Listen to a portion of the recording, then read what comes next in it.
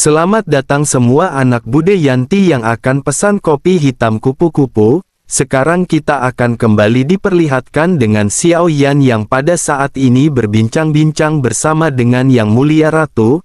Lalu Xiao Yan pada saat ini ingin menanyakan beberapa hal kepada Yang Mulia Ratu. Tanpa banyak basa-basi Xiao Yan berkata bahwa Xiao Yan telah melihat Raja Tianzang menggunakan domain keabadian selama pertempuran sebelumnya.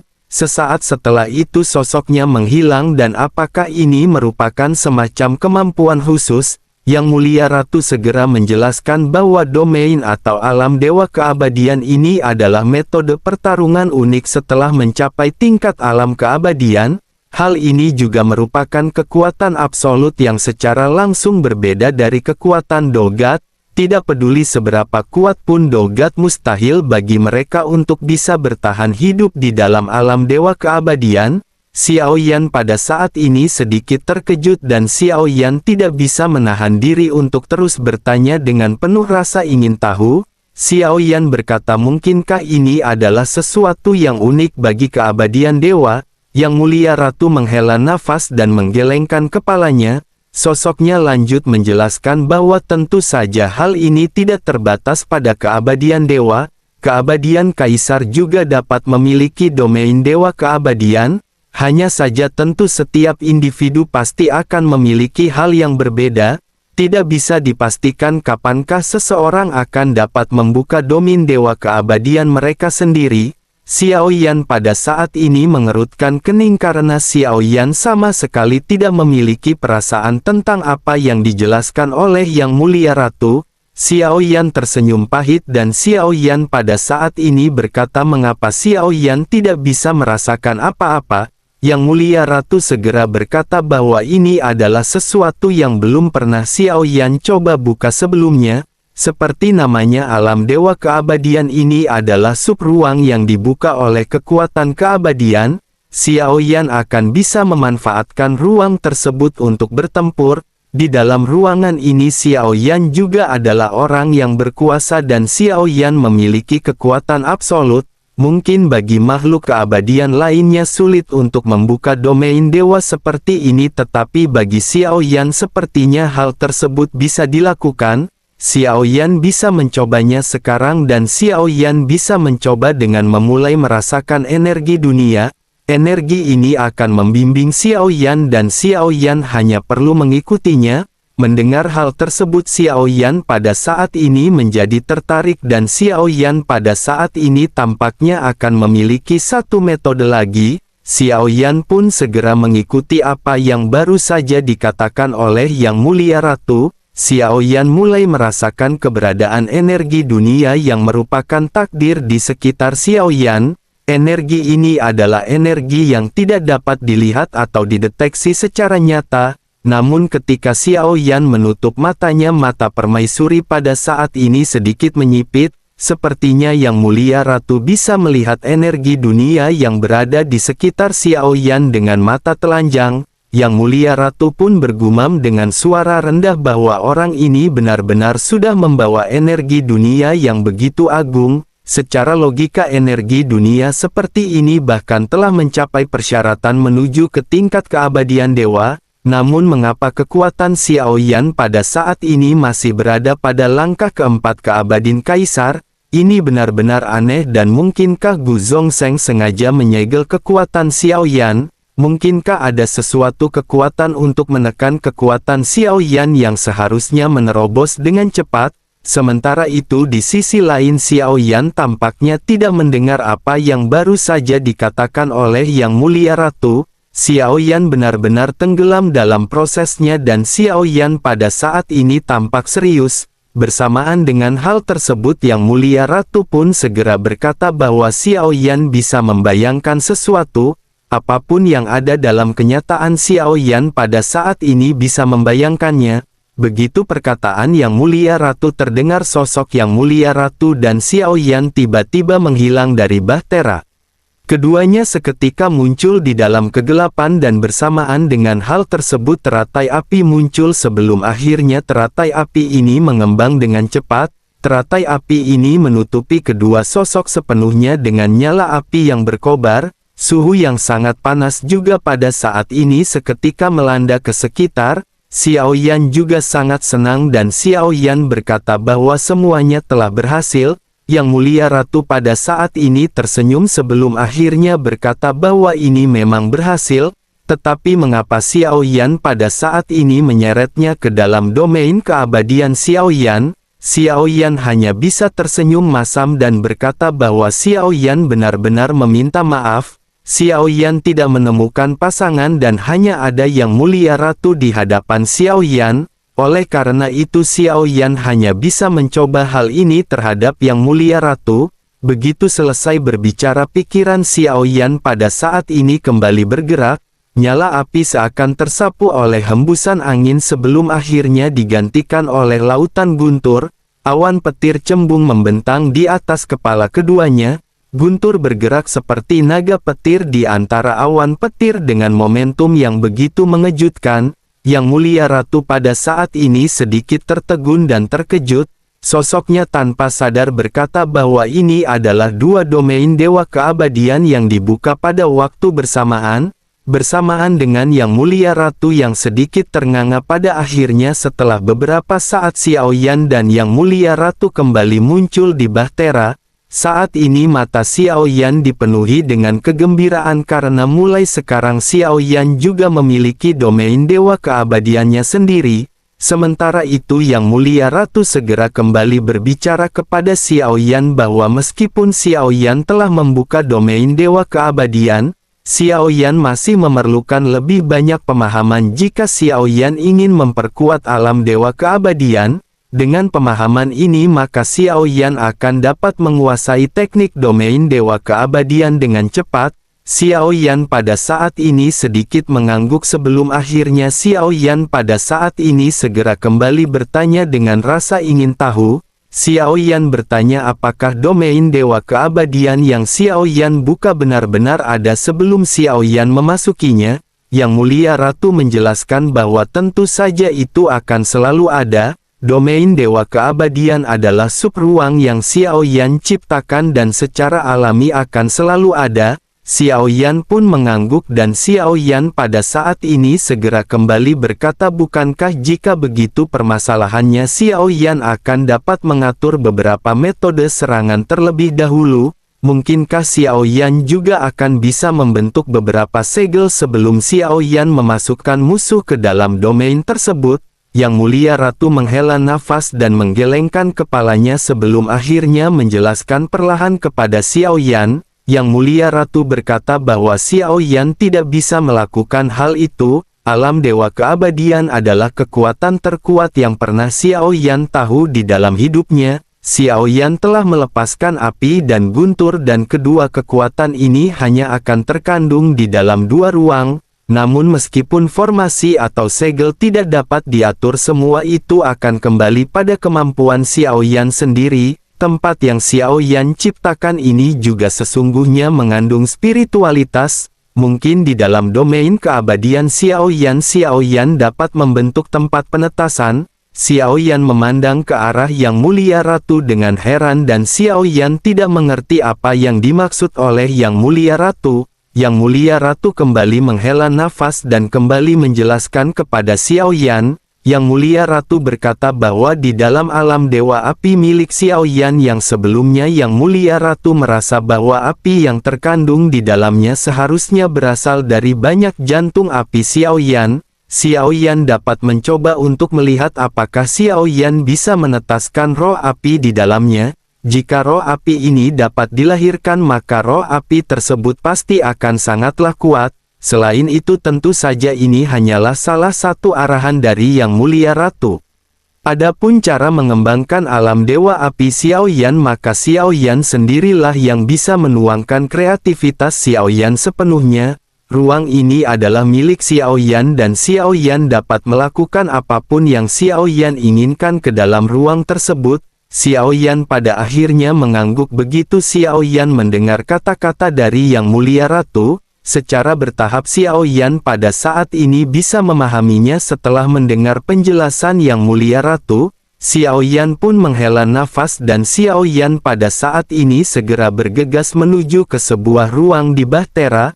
Melihat Xiao Yan yang pergi, Yang Mulia Ratu bertanya apakah Xiao Yan pada saat ini ingin berlatih, apakah Xiao Yan ingin meninggalkan Yang Mulia Ratu sendirian. Sebaiknya mereka pada saat ini terus mengobrol karena Yang Mulia Ratu masih banyak memiliki metode untuk Xiao Yan. Xiao Yan pada saat ini mengabaikan Yang Mulia Ratu dan Xiao Yan benar-benar pergi. Sesaat kemudian sesosok tubuh segera terpisah dari bayangan Xiao Yan dengan segel bintang 4 yang muncul di antara alisnya. Yang Mulia Ratu sedikit menoleh dan bertanya dengan marah apakah Xiao Yan pada saat ini akan menggunakan klon untuk menemani Yang Mulia Ratu.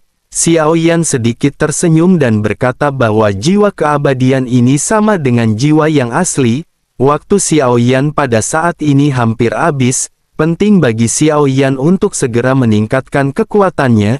Yang Mulia Ratu pada saat ini hanya bisa terdiam dan menggertakkan gigi berhadapan dengan Xiao Yan. Selanjutnya Yang Mulia Ratu mengangkat alisnya menatap ke arah klon dewa asli yang disiapkan Xiao Yan. Begitu melihat 4 bintang di antara alisnya, Yang Mulia Ratu pada saat ini sedikit menyipitkan matanya. Yang Mulia Ratu lanjut berkata bahwa dengan segel bintang seperti ini mungkinkah klon Xiao Yan berasal dari klan dewa asli dari dunia luas. Xiao Yan yang menempati klon dewa asli pada saat ini seketika mengangguk. Yang Mulia Ratu pada saat ini tidak bisa untuk tidak mengagumi apa yang telah dilakukan oleh Xiao Yan. Namun meskipun begitu Yang Mulia Ratu pada saat ini masih merasa sedikit tidak nyaman. Meskipun klon dewa asli penampilannya sedikit mirip dengan penampilan Xiao Yan, tetapi Yang Mulia Ratu pada saat ini sama sekali tidak bisa menganggap bahwa itu adalah Xiao Yan. Yang Mulia Ratu pada saat ini hanya bisa menghela nafas dan keduanya pada akhirnya memulai kembali percakapan santai. Selama percakapan antara keduanya, Bahtera pada saat ini tampak sedikit gemetar. Cahaya di sekitar juga menyebar dan lingkungan di sekitar tidak lagi dipenuhi dengan pasir kuning. Di hadapan keduanya pada saat ini pemandangan benar-benar tampak terlihat sepi. Sesaat kemudian begitu Bahtera terus meningkat naik, Xiao Yan menatap ke arah bawah dan menemukan bahwa hanya ada separuh bintang yang tersisa. Sementara itu Yang Mulia Ratu menjelaskan bahwa sekarang mereka telah memasuki kehampaan Laut Barat. Namun mereka masih berada di paling selatan dari kehampaan Laut Barat. Mereka masih perlu melewati formasi besar dan jika tidak mereka masih perlu membutuhkan waktu ratusan tahun untuk mencapai ujung utara. Yang Mulia Ratu juga tidak tahu apakah reruntuhan bintang yang telah diatur oleh dunia dewa kuno masih ada atau tidak. Sementara itu di tengah-tengah kehampaan di Laut Barat, tepatnya di kota 1000 bintang yang pernah berada dalam kemakmuran pada saat ini tampak benar-benar kacau. Kota 1000 bintang pada saat ini benar-benar dipenuhi dengan aroma kematian. Di sisi lain kota 1000 bintang pada saat ini jika diperhatikan dengan detail akan dapat terlihat banyak raksasa yang membopong Bahtera yang terlihat seperti persegi. Jika Xiao Yan melihat hal ini, Xiao Yan akan bisa menyadari bahwa ini merupakan dewa Taiksu. Selain itu ada juga banyak dewa Taiksu kecil yang tidak terhitung jumlahnya di belakang sosok tersebut. Banyak juga Bahtera kecil dari Taiksu yang pada saat ini bersandar di kota 1000 bintang.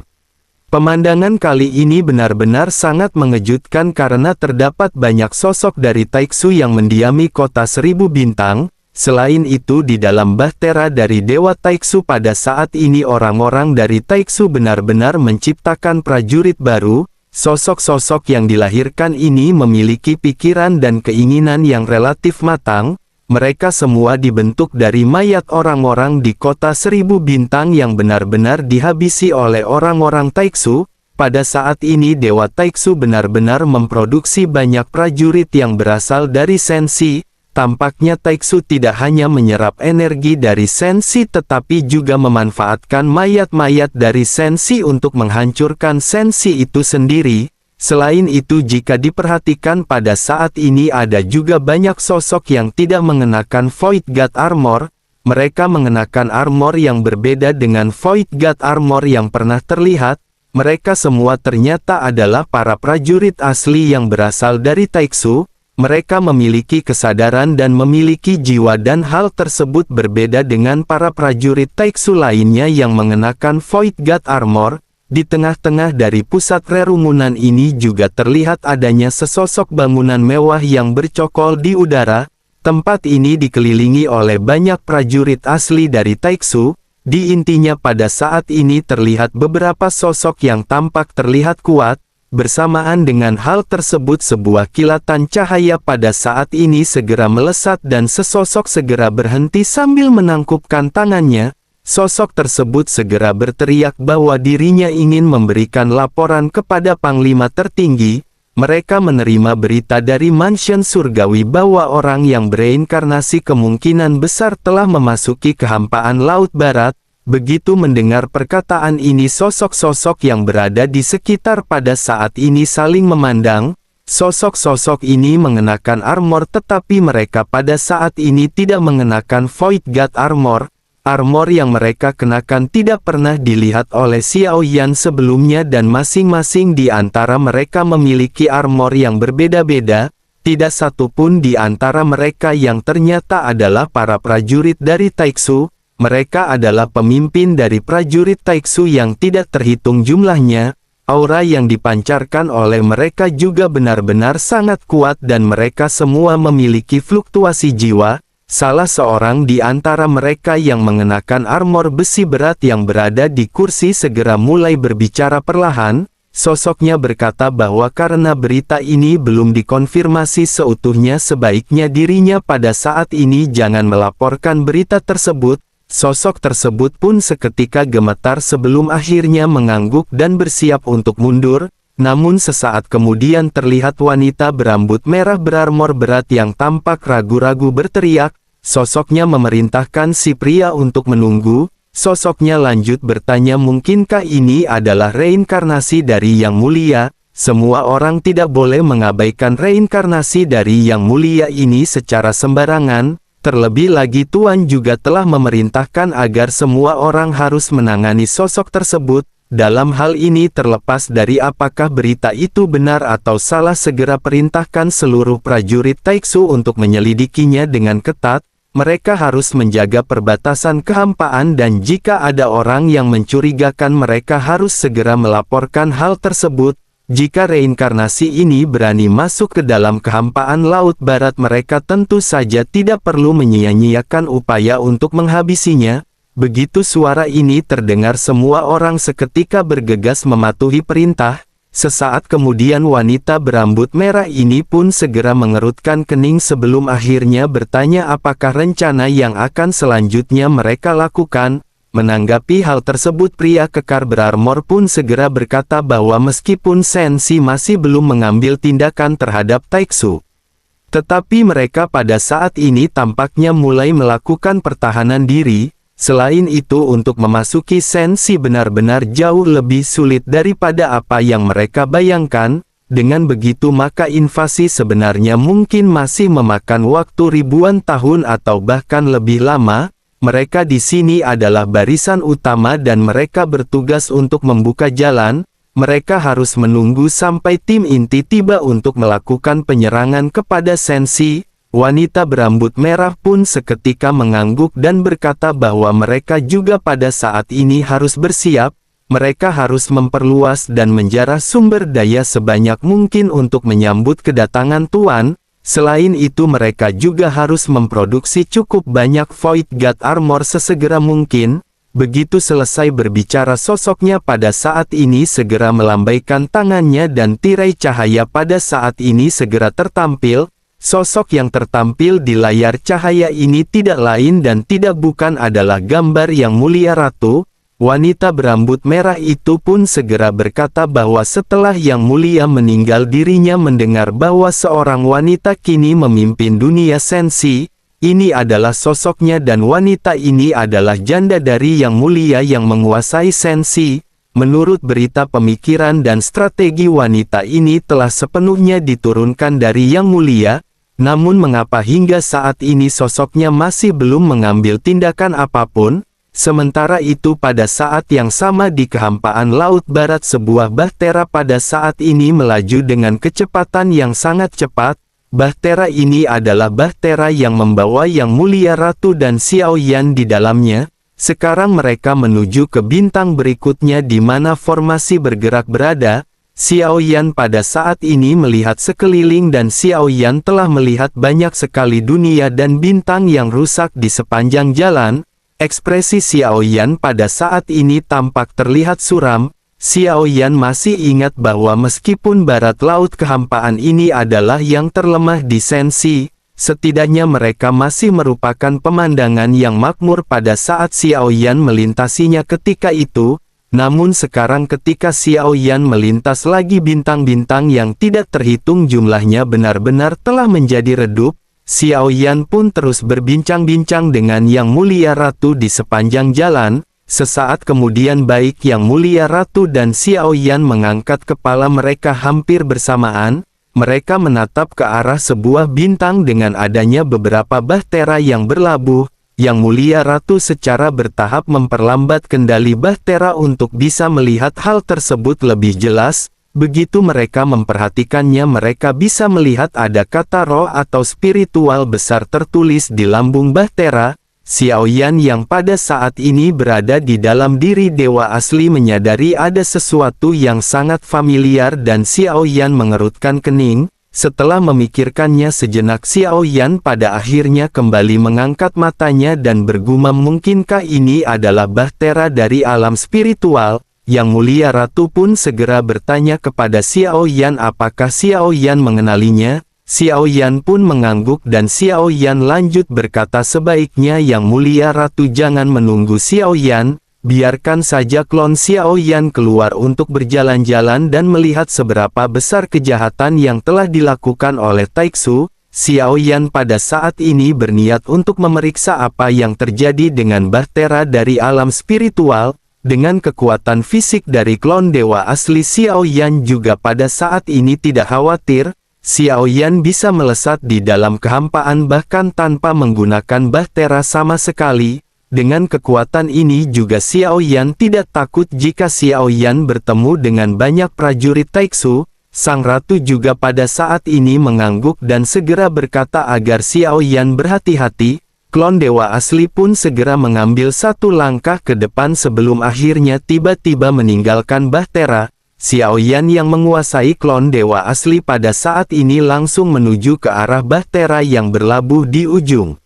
Begitu mendekat, Xiao Yan melihat bahwa terkecuali bahtera yang berada di tengah, bahtera di sekitarnya memiliki penampilan yang berbeda. Xiao Yan pada akhirnya menatap ke sekeliling dan Xiao Yan segera melihat sosok-sosok yang familiar.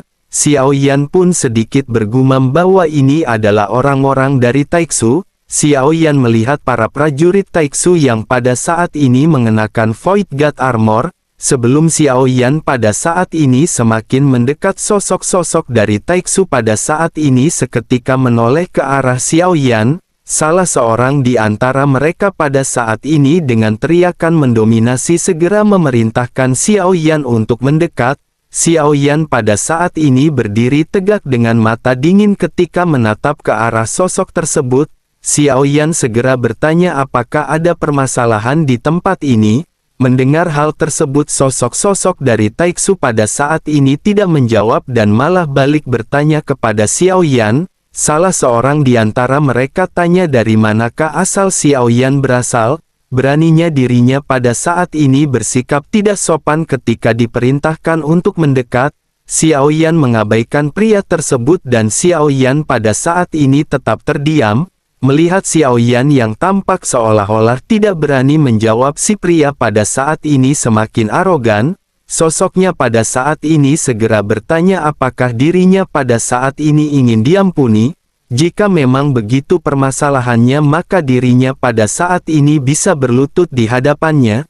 Xiao Yan pada saat ini masih tidak bergeming dan hal tersebut membuat si pria pada saat ini menjadi semakin marah. Si pria pun segera berteriak apakah Xiao Yan budek dan tidak mendengar perkataan si pria.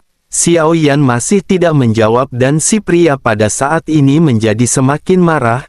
Sosoknya pada akhirnya segera melesat dengan keras ke arah Xiao Yan.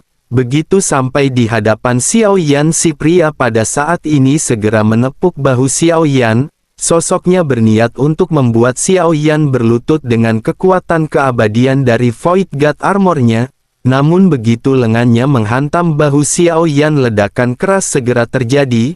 Gambaran Xiao Yan yang akan berlutut di bawah kekuatan si pria pada saat ini benar-benar tidak menjadi kenyataan. Justru lengan si pria pada saat ini benar-benar berasa kesemutan meskipun dirinya menggunakan Void God Armor. Si pria pun segera menyadari ada sesuatu yang salah. Pelindung kepala di Void God Armor-nya seketika terpasang, namun bersamaan dengan hal tersebut, sebuah lengan pada saat ini mencengkeram kepala si pria. Sosoknya seketika terkejut dan bisa merasakan adanya rasa sakit di kepalanya. Si pria pun melotot dan berteriak ketika meminta Xiao Yan untuk menunggu sejenak.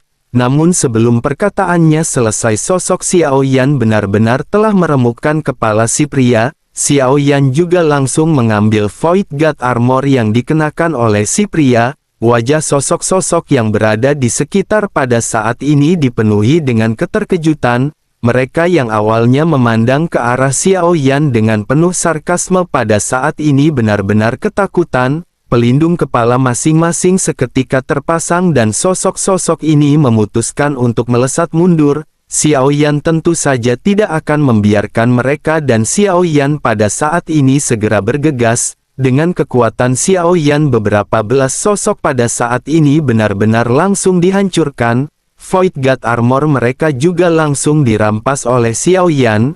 Namun meskipun begitu, Xiao Yan pada saat ini sedikit mengerutkan kening karena Xiao Yan merasakan ada sebuah keanehan.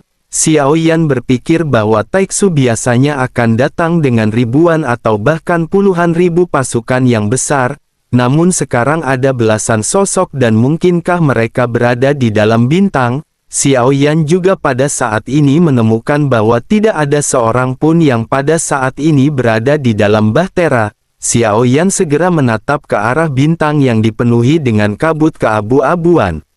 Tanpa banyak penundaan lagi, Xiao Yan pada saat ini segera melesat masuk ke dalam bintang spiritual. Sementara itu di dalam bintang alam spiritual pada saat ini terdapat kekacauan. Di tengah-tengah kekacauan ini terlihat adanya Fang Chan dan Ling Fei yang benar-benar berusaha mempertahankan pertahanan.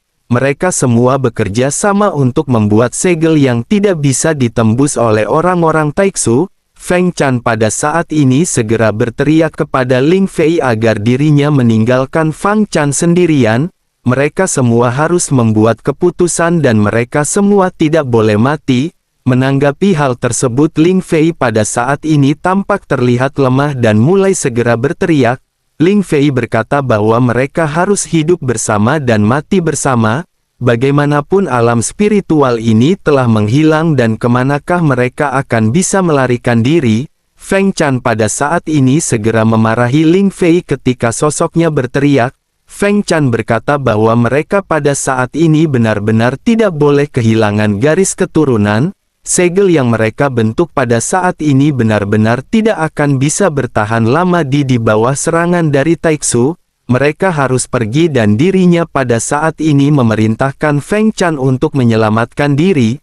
Mereka harus pergi dan dirinya pada saat ini memerintahkan Ling Fei untuk bergegas. Ling Fei pada akhirnya hanya bisa menggertakkan gigi mendengar apa yang baru saja diteriakkan oleh Feng Chan. Ling Fei pada akhirnya mau tidak mau segera bergegas melesat pergi. Ling Fei pada saat ini sembunyi-sembunyi menghindari pandangan dari para prajurit Taiksu. Dirinya menggunakan kekuatan spiritualnya yang kuat untuk menutupi auranya dari orang-orang Taiksu. Ling Fei juga pada saat ini masih terheran-heran dengan kemampuan orang-orang Taiksu yang tidak mempan ketika diserang dengan kekuatan spiritual. Dirinya juga benar-benar terkejut karena orang-orang dari Taiksu ini sama sekali tidak memiliki jiwa. Namun meskipun begitu, Ling Fei pada saat ini segera fokus pada tugas utamanya untuk melarikan diri. Ling Fei terus-menerus bergegas, namun tampaknya pelariannya pada saat ini diketahui oleh beberapa prajurit Taiksu. Para prajurit Taiksu ini pun segera bergegas menyerang ke arah Ling Fei. Mereka melesatkan banyak serangan sementara Ling Fei pada saat ini hanya bisa terus-menerus menahan serangan dengan membentuk perisai. Tidak peduli seberapa keras perisai yang dibuat oleh Ling Fei, pada akhirnya sosoknya pada saat ini benar-benar terlempar mundur. Ling Fei hanya bisa tergelet sambil menatap ke arah sosok-sosok Taiksu yang bergegas. Ling Fei pada saat ini pasrah dan berpikir bahwa dirinya pada saat ini benar-benar akan segera menerima kematian. Namun begitu para prajurit Taiksu ini bergegas, tiba-tiba suara gemuruh di kejauhan benar-benar bergema. Sosok-sosok Taiksu ini pun seketika terhenti dan menatap ke arah titik hitam di kejauhan. Seketika sosok-sosok dari Taiksu berteriak bahwa ini adalah musuh. Mereka pun seketika bersiap dengan senjata masing-masing untuk berhadapan dengan titik hitam yang mendekat. Selanjutnya titik hitam ini benar-benar membesar sebelum akhirnya salah satu sosok dari Taiksu seketika dihancurkan. Sosok ini dipenuhi dengan kabut berwarna putih. Kepalanya diledakkan sementara Void God Armor-nya langsung menghilang entah kemana. Hal ini seketika membuat para prajurit Taiksu yang ada benar-benar terkejut. Sebelum para prajurit yang tersisa bereaksi, Xiao Yan pada saat ini tiba-tiba kembali melangkah. Hanya dalam sekejap mata Xiao Yan pada saat ini benar-benar langsung menghancurkan para prajurit Taiksu yang ada. Sementara itu Ling Fei hanya bisa tertegun di tempat melihat pemandangan ini dengan penuh ketidakpercayaan. Kekuatan pria di hadapannya ini benar-benar berada di luar imajinasinya. Ling Fei hanya bisa menatap ke arah sosok dewa asli yang pada saat ini mengambil semua Void God Armor dengan santai. Selanjutnya sosok tersebut berbalik untuk melihat ke arah Ling Fei. Xiao Yan lanjut mendekati Ling Fei dan menyerahkan 2 botol batu giok kepada Ling Fei. Xiao Yan berkata bahwa ini adalah ramuan penyembuhan yang cukup efektif. Ada juga ramuan yang dapat memulihkan kekuatan spiritual dan dirinya bisa menggunakannya. Ling Fei memandang ke arah Xiao Yan dengan heran dan bertanya mengapa senior ingin membantunya. Ling Fei tampaknya benar-benar tidak mengenali klon dewa asli yang terlihat mirip dengan Xiao Yan. Meskipun terlihat mirip tetapi masih ada perbedaan yang cukup mencolok. Terlebih lagi kejuaraan 10.000 alam juga telah lama sekali berlalu. Sangat wajar jika Ling Fei tidak mengingat raut wajah dari Xiao Yan. Mungkin yang hanya diingat oleh Ling Fei pada saat ini adalah sosok tengkorak Xia Zhenghui.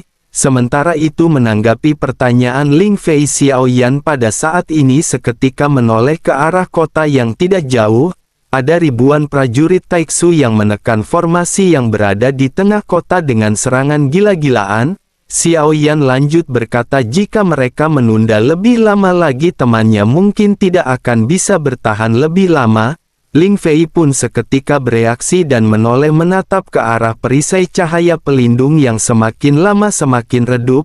Ling Fei lanjut berkata bahwa dirinya pada saat ini ingin meminta bantuan pada senior. Selama senior mengambil tindakan, junior bersedia mengorbankan segalanya dan tidak menyerah. Xiao Yan pada saat ini mengangguk sebelum akhirnya berkata sebaiknya dirinya pada saat ini beristirahat di sini, dirinya bisa menyerahkan sisanya kepada Xiao Yan untuk dihabisi.